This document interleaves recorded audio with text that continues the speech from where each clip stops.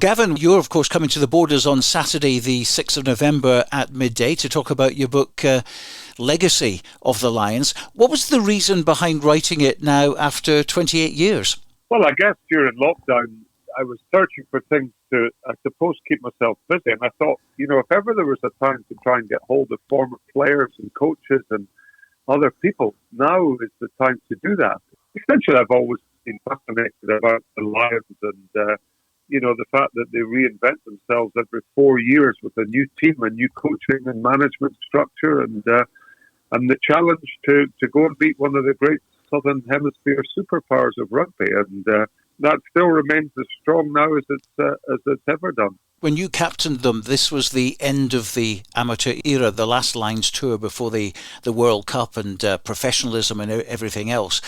Looking back now, how did you find that from a personal point of view? Probably the greatest honour that I ever received as a rugby player, and just having that honour of captaining the Lions. An awesome challenge at the same time. I've written about this in the book, and I'm speaking with Ian McGeechan. I always remember he made a couple of phone calls to me asking if I would be happy, if appointed, to be the captain of the British and Irish Lions in their tour to New Zealand. I said, Geech, I'm not sure why you were asking this question, because you know the answer to it. And I sort of put the phone down, and he was in a meeting with selectors in those days. They had selectors from each of England, Scotland, Ireland and Wales. There was a bit of horse trading back and forth with regard to each of these selectors fighting their own corner from their own country was concerned. And, I was quite perturbed when I heard about that. It's one of the stories that were in the book. And, you've got to get the best players. And if that means there's no room for Scots or Irish, English or Welsh, then so be it. Your challenge is to go down and, as I say, try and win 2 out of 3 test matches against Australia, New Zealand or South Africa.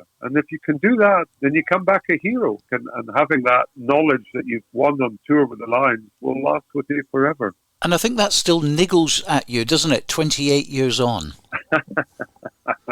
Yeah, I suppose I'm able to laugh too, but you're right. There is a little niggle in the back of my mind that just wonders, without that sort of horse trading, whether we would have had the success to bring home the Test series as opposed to a narrow defeat. But, hey-ho, you can't live your life in the past and you have to move on. And, I suppose I do think about it every now and again, but it doesn't ruin my life in any way.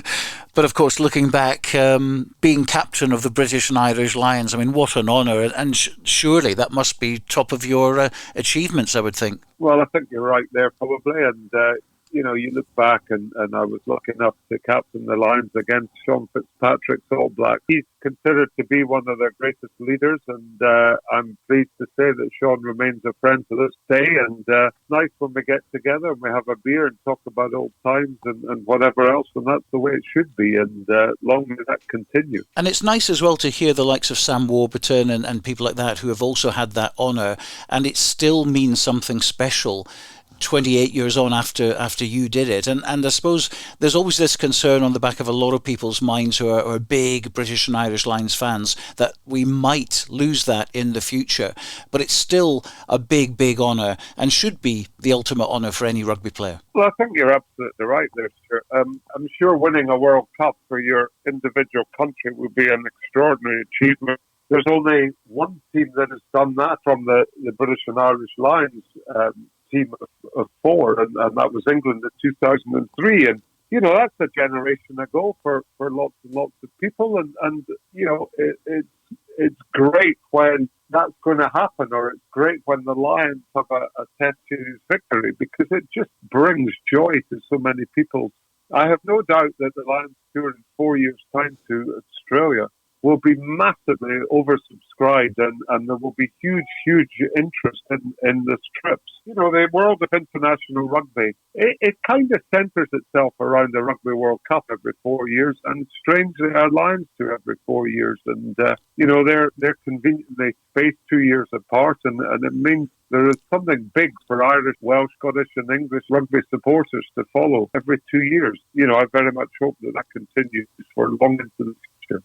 Now, I was down at Abbotsford this morning having a little look at the venue. What a stunning place it is, and what a great setting for your show, talking about your book, of course, Legacy of the Lions. And I guess this will be something a wee bit different for you as well. I know you've given lots of talks before, etc., but in the setting of Abbotsford, the home of Sir Walter Scott, pretty neat as well.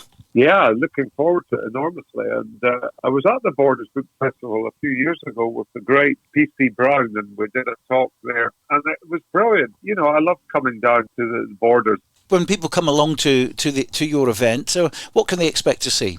Well, they can expect to see me, and they can expect to get their money out, and they can expect to buy a book, which I'll happily sign for them, and they can pass that on to a friend or relation for the Christmas. And I'm hoping that we can generate a few sales. You know, if there's an opportunity, which hopefully there will be, for people to ask them questions, and, I promise to answer the questions as truthfully and as honestly as possible. And, I think that's the benefit that you can get from attending the book festival, is that you do get up close and personal with the authors of the book. That will add to people's enjoyment of the afternoon. I hope that a lot of people will come along. I hope they'll enjoy it, and I hope they'll go away and buy the book as well. So win-win for everybody, and, I'm looking forward to it enormously already. Fantastic. And just finally, talk about the Borders, your own experiences of playing in the Borders back in the days when you were pulling on the Watsonians jersey and you had to come to Mansfield Park and Poynter Park and all these places. Some great memories, no doubt. Of course, allied to that, there's playing in all the Border Sevens tournaments as well. And there was just a regularity about all of that, sadly, and people don't have the same experiences, I guess, as we were lucky to have for, 10, 12, 15 years. And, you always knew that when you came to the Borders, wherever you played, there was always a tough old game, and, you got a tough old game. But when you won down there, it was always a party to be had. And, a few stops on the bars on the way home up the A7 or up the A68. And that was part of it as well. And, I used to enjoy that, singing in the bus. And it was a different era then. And it's memories that I treasure and will treasure for the rest of my life. Well, thanks very much indeed for joining us. Very much good luck for next Saturday. I'm sure it'll be well attended, and I'm sure you'll shift a few books as well. Well, thanks very much.